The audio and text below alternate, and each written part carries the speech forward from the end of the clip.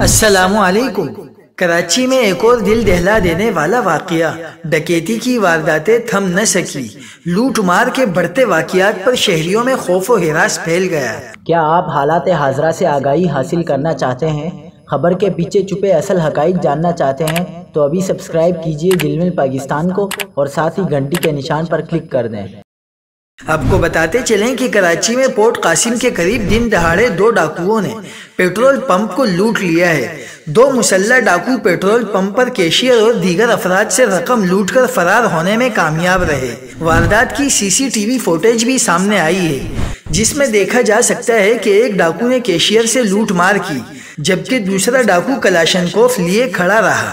دوسری جانب federal be area میں پولیس پر حملے کی ویڈیو بھی سامنے آئی ہے، جس میں 3 موٹر سائیکلوں پر سوار 5 ملزمان کو فائرنگ کرتے ہوئے دیکھا جا سکتا ہے۔